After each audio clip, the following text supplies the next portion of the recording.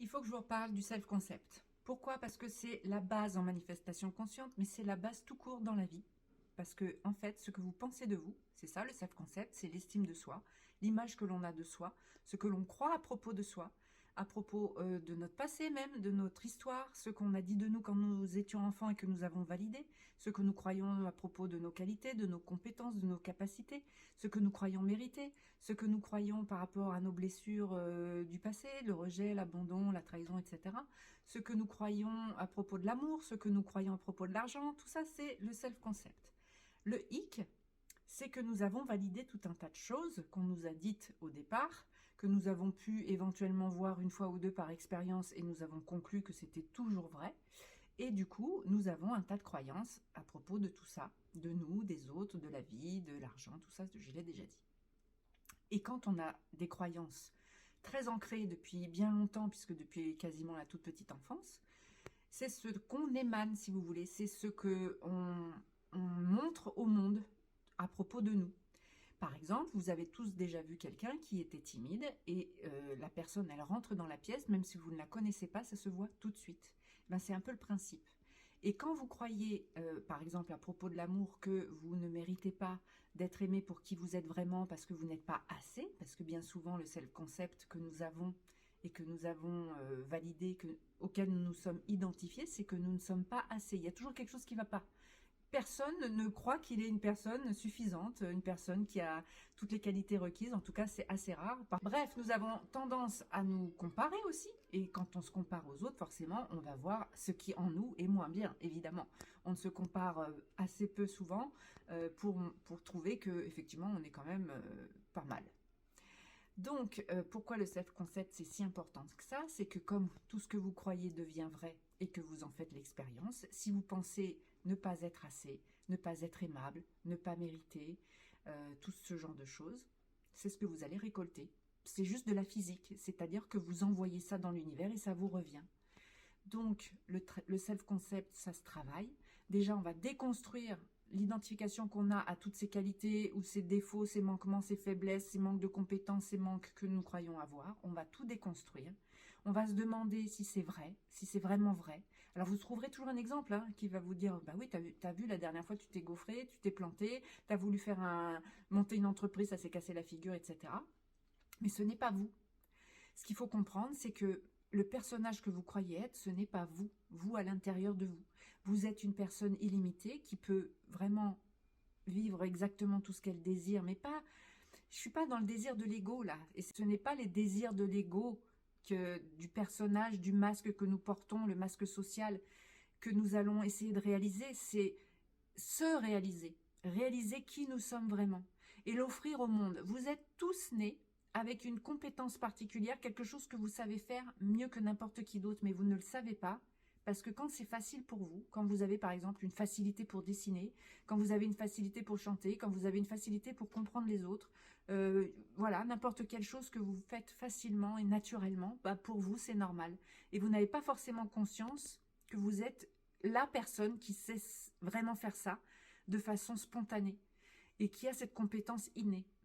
Et la manifestation consciente, pour moi, ce n'est pas manifester, encore une fois, le bonheur à la Hollywood avec avoir un super job, une nana super belle ou un mec très musclé et puis une grosse bagnole et c'est ça que je veux parce que c'est ça la réussite. Ça, je m'en fiche. Je pense que la plupart d'entre vous, en plus, vous vous en fichez. La manifestation consciente, pour moi, c'est déjà avoir conscience de qui vous êtes au-delà du personnage que vous croyez être. Donc, il va falloir aller rentrer à l'intérieur. L'introspection, j'arrête pas de vous le dire, l'introspection, c'est ça, c'est le job que vous devez faire. Vous observez. Observez ce que vous ressentez. Quand quelqu'un vous dit quelque chose, ça vous a blessé. Pourquoi ça vous a blessé? Qu'est-ce que ça fait remonter? À quoi ça fait référence? Est-ce que, justement, vous vous sentez rabaissé? Est-ce que vous vous sentez pas aimé? Est-ce que vous sentez... Voilà, qu'est-ce que ça vous fait? S'observer, c'est quand, pas que les émotions, cette pensée, pourquoi j'ai cette pensée récurrente, pourquoi je pense tout le temps que j'ai jamais de chance, pourquoi je pense tout le temps que je mérite pas d'être avec ma personne spécifique, pourquoi je pense tout le temps que oh, moi de toute façon j'ai jamais ce que je veux. Essayez de faire de l'introspection le plus souvent possible et d'observer comme si c'était pas vous à la limite, comme si c'était votre meilleur ami qui vous faisait part de ses pensées, de ses peurs, de ses émotions et que vous essayez de l'aider à l'analyser, ou en tout cas à comprendre ce qui se passe à l'intérieur de soi. Il faut se détacher, c'est pas facile tout ce que je vous dis, hein. Il faut se détacher du personnage que vous croyez être pour aller chercher à l'intérieur de vous l'émanation de qui vous êtes vraiment. Quand on vous dit vous êtes une personne illimitée qui peut tout créer, qui peut obtenir exactement ce qu'elle veut, encore une fois, c'est pas les désirs de l'ego, c'est pas les désirs de la réussite sociale telle qu'on nous la montre actuellement en 2025, c'est se réaliser soi. Et quand vous vous réalisez vous-même, que vous vous connaissez, mais au fond de vous, que vous vous autorisez à être qui vous êtes vraiment, c'est-à-dire que on s'en fout maintenant de la politesse, on s'en fout maintenant de ça se dit pas. Évidemment, on peut enrober les choses, hein, il ne s'agit pas de dire à l'autre t'es qu'un connard et voilà, voilà. Vous voyez ce que je veux dire. On ne reste pas avec des gens qui nous tirent vers le bas, c'est-à-dire on ne reste pas avec des gens qui nous rabaissent, qui nous exploitent, qui nous maltraitent, qui ne nous respectent pas, parce que nous valons beaucoup mieux que ça. Et si on les laisse faire, c'est qu'on ne s'aime pas assez, qu'on ne se respecte pas assez, et c'est un cercle vicieux, on va s'attirer toujours le même genre de personnes, parce qu'on les laisse mal nous traiter, si vous voulez. Donc c'est pareil en relation amoureuse.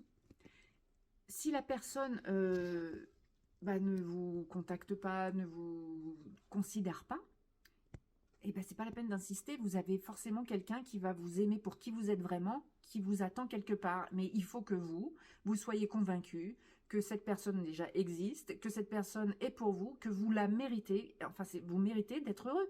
Et si vous vous aimez suffisamment à l'intérieur, il n'y a aucun effort à faire, hein, elle viendra d'elle-même. Il n'y a aucun effort à faire, on ne court pas après les gens. Et si elle ne veut pas de nous, c'est pas parce que... entre guillemets, on n'a pas assez bien manifesté, c'est parce qu'on a cette image de soi qui n'est pas assez, parce qu'on ne pense pas mériter. Et c'est ça qu'il faut travailler. Pareil pour le job, pareil pour la chance, pareil pour tout.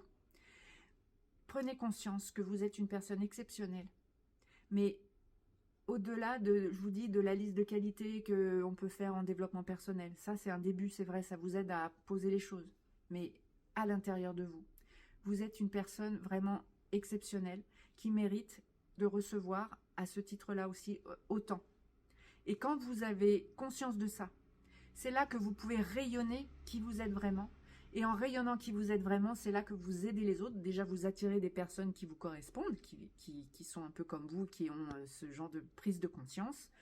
Et vous aidez les autres parce que vous rayonnez. Je ne sais pas si c'est clair.